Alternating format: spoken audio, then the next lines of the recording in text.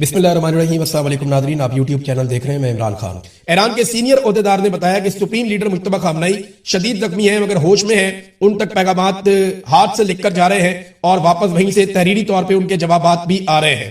ایرانی سینئر عہدیدار نے کہا کہ اسرائیلی یا امریکی نگرانی سے بچنے کے لیے اعلیٰ حکام سپریم لیڈر مجتبی خامنئی کے قریب نہیں جا رہے اور پیغام رسانی کے لیے غیر روایتی مگر محفوظ طریقے استعمال کیے جا رہے ہیں۔ یہ صدیوں پرانا طریقہ ہے کہ ہاتھ سے خط لکھ کر بھیج دو اور وہیں سے خط واپس آ جائے۔ اچھا، اب ان کی صحت کے بارے میں یہ بتایا جاتا ہے کہ ان کے اوپر جو اٹیک ہوا اس میں ان کی ایک ٹانگ کے 3 سرجریز ان کی ہو چکی ہیں مبینہ طور پہ اس لیے کہہ رہا ہوں کہ یہ امریکن میڈیا رپورٹ کر رہا ہے، ایرانی سورسز سے رپورٹ کر رہا ہے، تو اس لیے میں آپ کو کہہ رہا ہوں مبینہ طور پہ کہ 3 مرتبہ ان کی ٹانگ کی سرجری ہوئی ہے اور اس بات کا خدشہ ہے کہ شاید ان کو جو ہے وہ نقلی ٹانگ لگانی پڑے، لیکن بار بار ان کی سرجریز کی جا رہی ہیں۔ ان کا ہاتھ جو شدید زخمی تھا وہ اب بہتر ہو چکا ہے۔ اس رپورٹ کے مطابق ان کے چہرے پہ جو زخم آئے تھے ان کا بھی علاج جاری ہے اور یہ امید کی جا رہی ہے کہ آیت اللہ مجتبی خامنئی کو شاید جو ہے وہ آنے والے وقت میں انہیں کوئی سرجری بھی دینی پڑے، پلاسٹک سرجری وغیرہ کوئی ایسا کام کرنا پڑے۔ بہرحال ان کا اپنا ایک سٹیٹمنٹ بھی آیا ہے، مجتبی خامنئی کا ایک سٹیٹمنٹ جاری بھی کیا گیا ہے اور وہ جو سٹیٹمنٹ ہے وہ کیا کہہ رہا ہے؟ ہم وطنوں کے درمیان پیدا ہونے والے غیر معمولی اتحاد کی بدولت دشمن کی صفوں میں دراڑ پڑ گئی ہے۔ اس نعمت کے عملی شکرانے کے ساتھ یہ ہم آہنگی مزید عظیم اور فولادی بن گئی ہے اور دشمن مزید بدحال اور کمزور ہوں گے۔ دشمن کی میڈیا کاروائیاں لوگوں کے ذہنوں اور نفسیات کو نشانہ بنا کر قومی اتحاد اور سلامتی کو نقصان پہنچانے کا ارادہ رکھتی ہیں۔ دعا ہے کہ ہماری غفلت اس ناپاک ارادے کو پایہ تکمیل تک نہ پہنچنے دے، یعنی ہم کوئی ایسی غفلت نہ کریں جس سے دشمنوں کا ارادہ کامیاب ہو جائے۔ تو یہ آیت اللہ مجتبی خامنئی کا ایک ایرانی قوم کے نام پیغام آیا۔ ڈونلڈ ٹرمپ سے کچھ سوالات بھی کیے گئے میڈیا کی جانب سے۔ ایک سوال ان سے یہ پوچھا گیا کہ کیا آپ ایران کے خلاف ایٹمی ہتھیار استعمال کریں گے؟ حالانکہ اس سے پہلے خبر آ چکی ہے کہ ڈونلڈ ٹرمپ نے ایک موقع پر ایٹمی کوڈز مانگے تھے، اس کی تصدیق تو نہیں ہوئی لیکن یہ دعویٰ کیا گیا امریکہ میں کہ ایٹمی کوڈز انہوں نے مانگے تو ان کو انکار کر دیا گیا، لیکن ٹرمپ نے کہا یہ اہمکانہ سوال ہے، بالکل میں ایسا نہیں کروں گا، روایتی ہتھیاروں سے ہم نے ایران کو تباہ کر دیا ہے تو ہمیں دوسرے ہتھیاروں کی ضرورت نہیں ہے، یہ ڈونلڈ ٹرمپ نے سٹیٹمنٹ دیا۔ پھر ڈونلڈ ٹرمپ نے ایک اور بات کی ہے، ان سے سوال کیا گیا کہ آپ کب تک ایران کا انتظار کر سکتے ہیں، کتنی دیر آپ ایران کے جواب کا یا معاہدے کا انتظار کریں گے؟ تو ڈونلڈ ٹرمپ نے کہا جناب ہمارے پاس تو بہت وقت ہے، وقت تو ایران کے پاس نہیں ہے۔ پھر اس نے کہا مجھے کوئی جلدی بھی نہیں ہے۔ پھر ڈونلڈ ٹرمپ نے کہا جی کہ ویتنام کی لڑائی 18 سال چلتی رہی ہے، عراق کی لڑائی کا انہوں نے حوالہ دیا، انہوں نے بہت ساری اور لڑائیوں کا حوالہ دیا، کوئی لڑائی 7 سال چلی، کوئی 14 سال چلی، کوئی 18 سال چلی، تو ابھی تو 6 ہفتے ہوئے ہیں اور مجھے کوئی جلدی نہیں ہے۔ اور کیونکہ دیکھیں صحافی بار بار یہ اس لیے پوچھتے ہیں کہ یورپ کے اوپر پریشر بڑھ رہا ہے، ایشیا کے اوپر پریشر بڑھ رہا ہے، افریقہ کے اوپر پریشر بڑھ رہا ہے، بہت سارے ممالک ہیں جن کی اکانومی جڑی ہوئی ہے اس ریجن کے ساتھ، آبنہ ہرمز کے ساتھ، وہ سارے ممالک متاثر ہو رہے ہیں اور ٹرمپ صاحب اپنے ہتھیار وہاں پہ پہنچا رہے ہیں اور ایران بھی اپنے ہتھیاروں کی تیاری کر رہا ہے۔ اب وہاں سے رپورٹیں آتی ہیں ایران میں سے اور امریکن میڈیا بھی رپورٹیں دیتا ہے کہ ایران کے آدھے سے زیادہ ہتھیار ابھی محفوظ ہیں اور وہ انہیں چلا سکتا ہے۔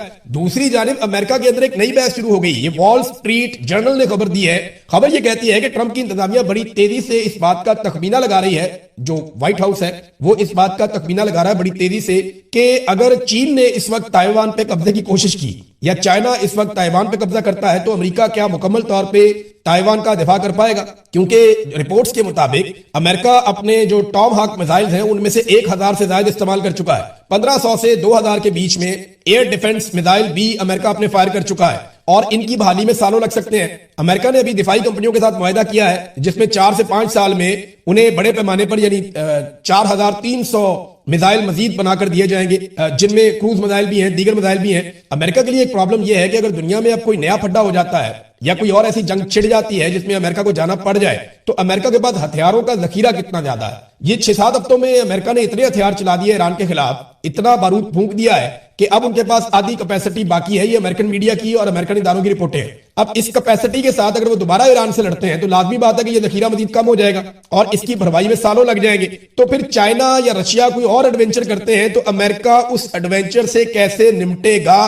یہ ایک عجیب صورتحال ہے امریکہ کے لیے۔ پروپیگنڈا وار ناظرین ساتھ ساتھ جاری ہے اور کالیباف کا استعفیٰ چھاپ دیا گیا، یعنی یہ دعویٰ کیا گیا امریکی میڈیا میں، اسرائیلی میڈیا میں کہ کالیباف نے جو ایرانی سپیکر ہیں اور مذاکراتی کمیٹی کے ہیڈ ہیں، یہ دعویٰ کیا گیا کہ انہوں نے استعفیٰ دے دیا ہے اور وہ مذاکراتی کمیٹی کے ہیڈ نہیں ہے۔ لیکن بعد میں ایران سے اس کے اوپر تردید بھی آ گئی۔ ایران نے یہ بھی کہا کہ ہمارے آپس میں اندرونی طور پہ کسی قسم کے کوئی اختلافات نہیں ہیں، یہ اختلافات امریکہ میں ہیں لیکن ہمارے اندر کوئی اختلافات نہیں ہے۔ اور ایسے موقع پر ہی اختلافات کے حوالے سے آیت اللہ مجتبی خامنئی کا بھی ایک سٹیٹمنٹ آ گیا جو میں نے آپ کو پڑھ کے سنا دیا۔ ڈونلڈ ٹرمپ نے ایک آرڈر دیا ہے جہاں سے یہ لڑائی دوبارہ ٹریگر ہو سکتی ہے۔ ये ऑर्डर क्या है? डोनाल्ड ट्रंप ने वो कश्तियां तबाह करने का हुक्म दे दिया। अच्छा, कश्तियां जब मैं आपको कहता हूं तो ये ऐसा नहीं कि छोटी छोटी चप्पुओं वाली कश्तियां हैं, ये अच्छे खासे क्रूज हैं, बड़े जहाज हैं। तो डोनाल्ड ट्रंप ने कहा जनाब के वो जहाज या कश्तियां तबाह कर दिए जाएं जो आबना हुर्मत में बारूदी सुरंगें बिछा रहे हैं। अब बारूदी सुरंगें बिछाने के नाम के ऊपर आप किसी भी जहाज को जब निशाना बनाएंगे तो लड़ाई ट्रिगर कर जाएगी, लड़ाई बढ़ जाएगी, और ये अब ऐसा लगता है कि लड़ाई दोबारा शुरू होने की जो वजह बनेगा वो आबना हुर्मुज़ ही बनेगा। और मैं आपको पहले ही मैप दिखा चुका हूं कि अमेरिका ने किस तरीके से इस पूरे रीजन को कब्जे में लिया है, और मैंने आपको ये सिचुएशन भी बता दी है कि पाकिस्तान का रोल कैसे इंपॉर्टेंट हो सकता है इन केस कि पाकिस्तान को सऊदी अरब के साथ किया हुआ अपना मुआहदा पूरा करना पड़ जाए। नाज़रीन, पाकिस्तान के अंदर क्योंकि पाकिस्तान की बात हुई है तो जरा यहां पे भी आ जाते हैं। हालात ये पैदा हो गए हैं कि पाकिस्तान पेट्रोल के बाद अब दुनिया का ऐसा मुल्क बन गया है जो बिजली भी सबसे महंगी बेच रहा है। यहां पे शाकिर एवान साहब ने कमाल तरीके से एक्सपोज किया है मौजूदा हुकूमत को, सबसे शानदार काम कर रहे हैं, बल्कि लोग उन्हें अपने बिल भिजवा रहे हैं, पुराने भी नए भी, और वो तकाबली जायजा कर करके लगाए जा रहे हैं। यहां पे शाकिर एवान साहब ने एक बिल शेयर किया, और मैं एक बात याद रखिएगा, इमरान खान साहब की हुकूमत आ जाए और इस तरह का बिल आ जाए तो आपने मुझे नहीं कहना कि भाई अब तुम ये बात क्यों नहीं करते। मैं इसलिए ये बात कर रहा हूं कि ये किया कराया नवाज शरीफ का है। ये नवाज शरीफ ने, शहबाज शरीफ ने और पीपल्स पार्टी ने मिलकर आईपीपी लेकर आए। एक भी आईपीपी का मुआहदा इमरान खान के दौर में नहीं हुआ। ये सारा काम डिक्टेटर मुशर्रफ के दौर में और पीपल्स पार्टी और पीएमएलएन के दौर में हुआ। और इसमें जो सबसे बड़ा किरदार अदा किया, यानी अगर आप देखेंगे 70-80% किसी का किरदार है तो वो शरीफ खानदान का है, जो ये मंसूबे लेकर आए, जिन्होंने ये लगाए। अब कमीशने खा गए, क्या किया, किसकी जेब में पैसा जा रहा है किसी को कुछ पता नहीं है। हत्ता कि इस हुकूमत ने यह भी कर दिया कि सूरज की रोशनी पे टैक्स लगा दिया। अगर आप सोलर के साथ बिजली बनाएंगे, देखिए जिस मुल्क में आप बिजली मुहैया नहीं कर सकते, या तो हुकूमत अवाम को पूरी बिजली दे रही हो ना, हम पूरी और सस्ती बिजली दे रहे हैं, इसके अलावा अगर कोई अपनी बिजली पैदा करना चाहता है तो वो हमें टैक्स देगा, फिर तो बात समझ आती है। आप ना बिजली सस्ती दे रहे हैं, ना आप बिजली पूरी दे रहे हैं, बल्कि आप लोड शेडिंग कर रहे हैं। अब लोग अगर अपने आप को जिंदा रखने के लिए, अपने सर्वाइवल के लिए सोलर लगाते हैं, वो खरीदते भी खुद हैं, उसकी मजदूरी भी खुद देते हैं, अपनी छत के ऊपर लगाते हैं, अपनी प्रॉपर्टी के ऊपर लगाते हैं, जो चीज खरीदते हैं उसके ऊपर भी टैक्स देते हैं, और जो मजदूरी देते हैं उसके ऊपर भी टैक्स देते हैं। जब वो लग जाता है तो कहते हैं जी इसके ऊपर और टैक्स देना। सूरज की रोशनी से आप बिजली पैदा कर रहे हैं, सूरज की रोशनी पे लग गया नाज़रीन टैक्स। ये ऑक्सीजन पे भी टैक्स लगाएंगे, और ऐसा नहीं है कि इमरान खान आगे इसको ठीक कर सकता है या कोई और आगे इसको ठीक कर सकता है। ये मुआहदे कर दिए नवाज शरीफ ने, रस्से के साथ बांध दिया पाकिस्तानी कौम को एस्टेब्लिशमेंट के साथ मिलकर। अब ये जान नहीं छूटती है, बहुत मुश्किल है। ये एक और बिल आप चेक करें, ये बिल आ गया नाज़रीन, 73 यूनिट का बिल है और 12,871 रुपए फी यूनिट। अगर आप डिवाइड करें तो 175 रुपए 90 पैसे का यूनिट बनता है, लगभग 176 रुपए का एक यूनिट। और ये 73 यूनिट का बिल है, 100 यूनिट से भी कम का। 300 यूनिट तक की जिन्होंने बिजली मुफ्त देनी थी, उन्होंने सूरज की रोशनी पे भी टैक्स लगा दिया। ये पाकिस्तानियों के साथ धोखा हुआ, और पाकिस्तान की तारीख में कभी पाकिस्तानियों के साथ इतना बड़ा धोखा नहीं हुआ। अब तो जो फील्ड मार्शल आसिम मुनीर साहब के बहुत फेवरेट लोग हैं, जिन्हें बहुत पसंद करते हैं, वो भी ये कहना शुरू हो गए हैं कि मकबूलियत बढ़ गई है। मिसाल के तौर पे हाशिम डोगर साहब है, पहले पीटीआई में होते थे, उन्होंने एक स्टेटमेंट दिया, बड़ा मजे का स्टेटमेंट है। उन्होंने कहा जी कि चाहे मुझे अगले इलेक्शन में एक भी वोट ना मिले, मैं आसिम मुनीर के साथ खड़ा रहूंगा, क्योंकि वो बहुत बहादुर है, आगे उनकी तारीफें की है। मामला ये है कि आसिम मुनीर की तारीफें आप करें, लेकिन आप उनके साथ ऐसे ज्यादती तो ना करें। ये तो ज्यादती आप कर रहे हैं। आप ये बता रहे हैं पूरी दुनिया को कि आसिम मुनीर साहब इतने गैर मकबूल हैं, यानी मेरे सर्वे के अंदर भी उन्होंने 6.9% ले लिया। इमरान खान के मुकाबले में जब सर्वे करवाया तो सारी जमातें उनके साथ थी, 6.9% उन्होंने मेरे सर्वे में ले लिया। लेकिन हाशिम डोगर साहब का यह मानना है कि चाहे मुझे एक भी वोट ना पड़े, यानी वो ये दूसरे अल्फाज में कह रहे हैं कि आसिम मुनीर साहब इतने गैर मकबूल हैं कि मैं उनके साथ खड़ा होऊंगा तो मुझे वोट नहीं पड़ेंगे, लेकिन अगर मुझे एक वोट भी ना पड़ा मैं फिर भी आसिम मुनीर के साथ खड़ा होऊंगा। यानी ये तो दूसरे अल्फाज में वो बता रहे हैं कि मकबूलियत किधर है और सूरत क्या है। वैसे तो ये पूरा पाकिस्तान ही जानता है, लेकिन जो पाकिस्तान के साथ अब इन लोगों ने किया, इससे पहले कभी हमने सोचा भी नहीं था, हमें अंदाजा भी नहीं था कि ये इस लेवल तक पाकिस्तान को लेकर आ जाएंगे। बेड़ा गर्क किया इन्होंने पाकिस्तान का और पाकिस्तान की इकोनॉमी का, पाकिस्तान के लोगों का। इमरान खान साहब के साथ जुल्म पे जुल्म, जुल्म पे जुल्म। वो जो मुकदमा 10 मिनट में हो जाना चाहिए, 1.5 साल से उसको लटकाया हुआ है। और अब इमरान खान साहब को जो है वो एक और केस पुराना ये चलाते रहते हैं फॉरेन फंडिंग का, उसके अंदर मरकजी मुलजिम बना दिया। मैं आपको गारंटी करता हूं, हमने इस पूरे केस को स्टडी किया था। पाकिस्तान में बेशुमार लोग, बहुत सारे सहाफी आपको ये बताएंगे जो सही रिपोर्टिंग करेंगे कि अगर पाकिस्तान में किसी एक पॉलिटिकल पार्टी की फंडिंग सबसे ज्यादा शफाफ है,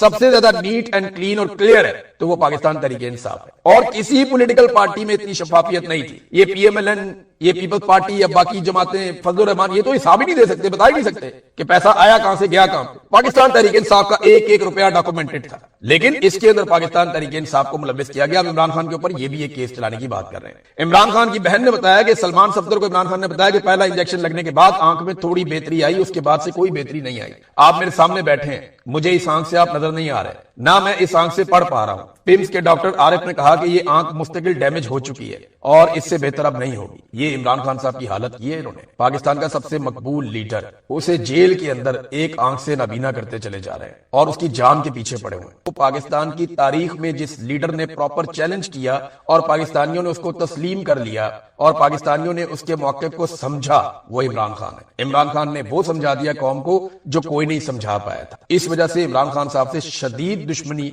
निकाली जा रही है और लगातार ये किया जा रहा है, लगातार किया जा रहा है। वो अपनी मर्जी के सर्वे करा करा के चढ़ाई जा रहे हैं, जनाब मैं 100% मकबूल हो गया, मैं 70% मकबूल हो गई, मैं 90% मकबूल हो गया, 97% मकबूल हो गया, 93% मकबूल हो गया।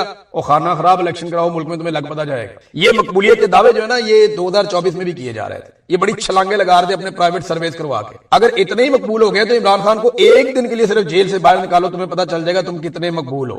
एक दफा पाकिस्तान में इलेक्शन करवाओ फ्री एंड फेयर, तुम्हें पता चल जाएगा तुम पाकिस्तान में कितने मकबूल हो। अभी ये एक और खबर है, असदुल्ला खान साहब ने दी, उनका क्रेडिट है कि बिलावल जरदारी की पीपल्स पार्टी ने वर्ल्ड बैंक को भी 5 अरब का चूना लगा दिया, यानी वर्ल्ड बैंक को भी टीका लगा दिया इन्होंने। अंदाजा करें आप, पीपल्स पार्टी ने सिंध सोलर एनर्जी प्रोग्राम और रोशन सिंध में मुबैना करप्शन और मनी लॉन्ड्रिंग की है और दुबई में जायदादें बनाई गई हैं। इस केस में ओमनी ग्रुप और चंद बासर सियासी खानदान के नाम है। जनाब ये खबर दी असदुल्ला खान साहब ने। अब आप बताएं कि ऐसे लुटेरों को लाकर मुल्क के ऊपर मुसल्लत किया, उन्होंने इसके सारा का सारा मुनाफा खाया ना, इन्होंने पैसा खाया। तो ये जो पैसा इन्होंने खाया, जिन लोगों को ये लेकर आए गारंटियां देकर, उनका नुकसान तो नहीं होने देंगे, इतना सा भी नहीं होने देंगे। आपको पता है ये कारोबारी लोग या आईपीपी ये लोग नुकसान किसे समझते हैं कि जी पिछले महीने हमारा मुनाफा था 10 अरब का, इस महीने 9 अरब का मुनाफा हुआ, हमें 1 अरब का नुकसान हो गया। ये नुकसान इसे कहते हैं। ये नुकसान इसे नहीं कहते कि हमारा लॉस में चला गया। आम आदमी का नुकसान तो ये होता है ना, उसने 100 रुपए की चीज बनाई, उसकी 90 की बिक गई तो उसका 10 रुपए का नुकसान हो गया, और उसकी चीज जो 110 की बिक गई तो 10 रुपए का फायदा हो गया। इनका ये नहीं है। इनका मुनाफा जो है, अगर इन्होंने 100 रुपए की चीज बनाई और 200 की बिकी तो 100 रुपए का फायदा हो गया। अगले महीने 190 की बिकी तो ये कहेंगे कि 100 की हमने बनाई थी, हमारी 190 की बिकी है, हमारा तो जनाब 10 रुपए का नुकसान इसलिए हो गया कि पिछले महीने हमने 200 की बेची थी। यानी ये कौम को जो पहले निचोड़ रहे थे, अब वो निचोड़ने में चंद फीसद का फर्क आया तो उन्होंने कहा ये भी कौम पे डालो, हमने ये बोझ नहीं उठाना। ये इनके हालात है। और आज पाकिस्तान में कामयाबी पता किसे समझते हैं? आपके बड़े बड़े दानिश्वर, आपके बड़े बड़े लोग, बड़े ताकतवर लोग, वो ये दावा कर रहे हैं कि क्योंकि सऊदी अरब पाकिस्तान को कर्जा देने वाला है। ये खबर भी आई हुई है, ये पाकिस्तान के तमाम अखबारात में हर जगह पे खबर खासतौर पे छपवाई गई है कि पाकिस्तान परेशान ना हो, सऊदी वली अहद की जानिब से $3 अरब डिपॉजिट कराने का ऐलान। ये को पाकिस्तान को पैसे मिल नहीं जाएंगे, ना ये कोई सरमायाकारी है, ये सिर्फ सऊदी अरब अपने बैंक से पैसे निकाल के हमारे बैंक में रख देगा, ये सिर्फ डिपॉजिट है। और हमने पैसा वापस करना है यूएई का, और ये पैसा हमने सऊदी अरब का वापस करना होगा। हो सकता है इस पैसे के ऊपर हमें सूद भी देना पड़े, आने वाले दिनों में हमें पता चल जाएगा। अब हम सऊदी अरब से पैसा ले रहे हैं, हमारे लोग बगले बजा रहे हैं, बहुत बड़ी कामयाबी, बहुत ओ फिटे मुंह तड़ा। इन सबसे पहले मैं आपको पाकिस्तान में बताऊं कि हुकूमत ने एलानिया लोड शेडिंग का आगाज कर दिया। एलानिया लोड शेडिंग, लोड शेडिंग की वजह बताऊं नाज़रीन क्या होती है? लोड शेडिंग की जो सबसे बड़ी वजह होती है वो होती है कि आप बिजली पैदा नहीं कर पा रहे हो, या आपकी उतनी बिजली पैदा करने की कैपेसिटी नहीं होती जितनी बिजली आपको चाहिए होती। लेकिन पाकिस्तान में सिलसिला इसका उलट है। पाकिस्तान की जो बिजली पैदा करने की सलाहियत है वो जरूरत से दुगनी से भी ज्यादा है। मिसाल के तौर पे पाकिस्तान को जितनी बिजली चाहिए, अगर पाकिस्तान को 100 मेगावाट बिजली चाहिए तो पाकिस्तान के पास 250 मेगावाट बिजली पैदा करने की सलाहियत है, कैपेसिटी है। और इंटरेस्टिंग बात यह है कि पाकिस्तानी हर महीने 250 मेगावाट के हिसाब से ही पैसे देते हैं। इंटरेस्टिंग बात यह है कि जो सलाहियत है पाकिस्तान की बिजली पैदा करने की, पाकिस्तानी जो बिजली खरीदते हैं उसके पैसे नहीं देते, पाकिस्तान जो बिजली बनाने की सलाहियत है उसके पैसे देते हैं। फिर ऐसे मुल्क में लोड शेडिंग नहीं हो सकती। आप लोड शेडिंग नहीं कर सकते क्योंकि आपकी इजाफी सलाहियत है और आप सलाहियत के पैसे ले रहे हैं, बिजली के पैसे नहीं ले रहे। मिसाल के तौर पे आप एक दुकान पे जाते हैं, उस दुकान की सलाहियत है कि वो रोजाना 100 अंडे बेच सकता है, दुकानदार 100 अंडे रोजाना बेच सकता है। आपकी जरूरत जो है वो 10 या 15 अंडों की है, लेकिन आपको रोजाना उसे 100 अंडों के पैसे देने पड़ेंगे, चाहे आप उसे 5 अंडे लें, 10 अंडे लें, 20 अंडे लें, 40 अंडे लें, आपको पैसे उसको 100 अंडों के देने पड़ेंगे क्योंकि उसकी सलाहियत है कि वो 100 अंडे रोजाना की बुनियाद के ऊपर बेच सकता है। ये उसकी कैपेसिटी है।